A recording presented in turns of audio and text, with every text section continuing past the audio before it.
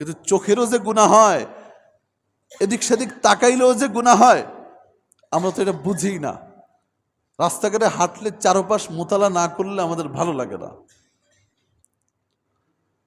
এবং শুধু পুরুষ নজর হিফাজত করবে, এটা শুধু পুরুষের কাজ না, মহিলা সেও এমন ভাবে বের হবে যেন আরেকজনের নজর পড়লেও তার মনোভাব খারাপ না হয়, কুদৃষ্টি না পড়ে। কিন্তু আমাদের এখন সমাজের অবস্থা কি? বাড়িতে থাকলে যত ধরনের ছিঁড়া ফাটা কাপড় আছে সব পরে, আর যখন বাইরে বের হয় তখন যত ধরনের সাজ আছে সব দিয়ে বের হয়। কথা ঠিক কি না?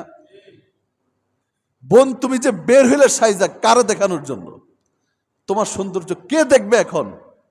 একজন নারীর সৌন্দর্য তার স্বামী ছাড়া, একজন নারীর সৌন্দর্য, নারী তার সব সৌন্দর্য স্বামীকে ছাড়া অন্য কাউকে এভাবে দেখানো জায়েজ নেই।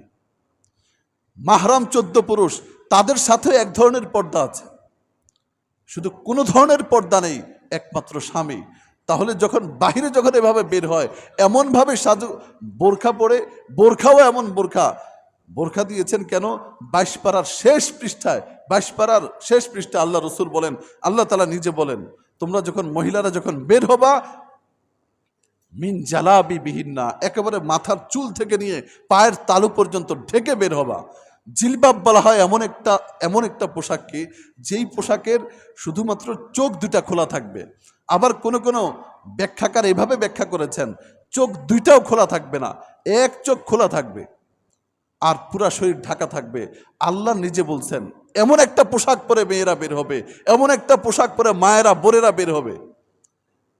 কিন্তু এখন যেটা দিয়ে সৌন্দর্য ঢাকার জন্য যে পোশাক শরীয়ত দিছে, এখন এমন বোরকাই পরে যেই বোরকায় আরো ঝাঁকানাকা দেখা যায়।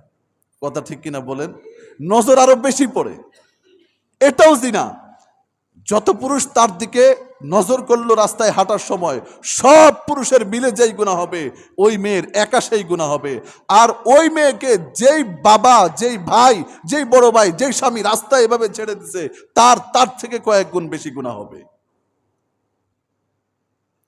এই জন্যই প্রথমেই আয়াত পড়েছি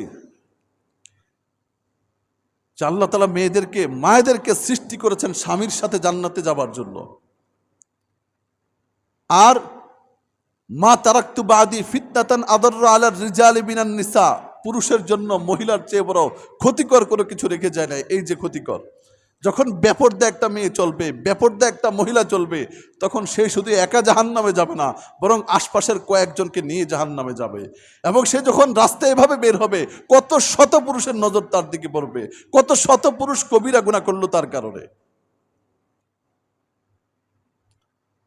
এই জন্য শুধু নিজে নামাজ পড়লে হবে না, নিজে নামাজ পড়তে পড়তে কপালে কালো দাগ ফেলে দিলেও হবে না, আমার অধীনস্থদেরকেও দিন অনুযায়ী চালাতে হবে।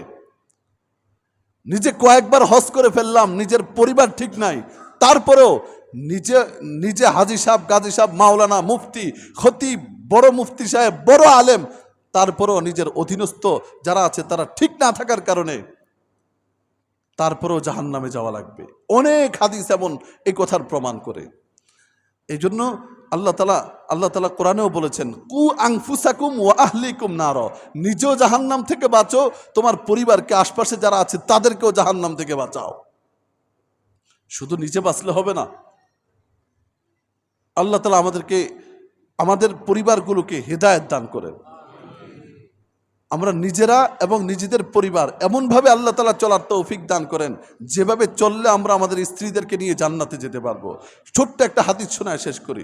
যদি কোনো স্ত্রী তার স্বামীকে নিয়ে জান্নাতে যেতে পারে, যে কথা প্রথম বলেছিলাম, কেমনে জান্নাতে যাবে? ওই যে প্রথমে হাদিস বললাম, 4 কাজ যদি করতে পারে, আগামী সপ্তাহে সে 4 কথার হাদিস বলবো ইনশাল্লাহ।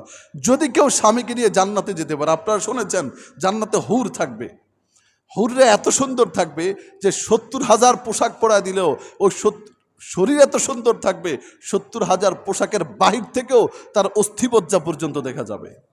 সুবহানাল্লাহ পড়বেন না? রাসূলের হাদিস এই কথার প্রমাণ করে, কোন স্ত্রী যদি জান্নাতি হয়ে যায়,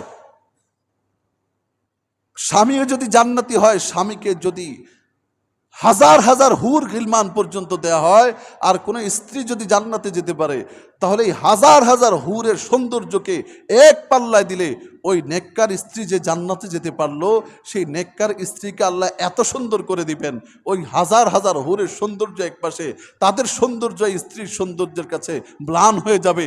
যেভাবে সূর্য উঠলে চন্দ্র ম্লান হয়ে যায়, সূর্য উঠলে তারকার আলো ম্লান হয়ে যায়, মুছে যায়, মিটে যায়, ঠিক নেককার স্ত্রীর সামনে জান্নাতের হুর গিলমানদের নূর এবং সৌন্দর্য এভাবে ছিন্ন ভিন্ন হয়ে যাবে, শেষ হয়ে যাবে।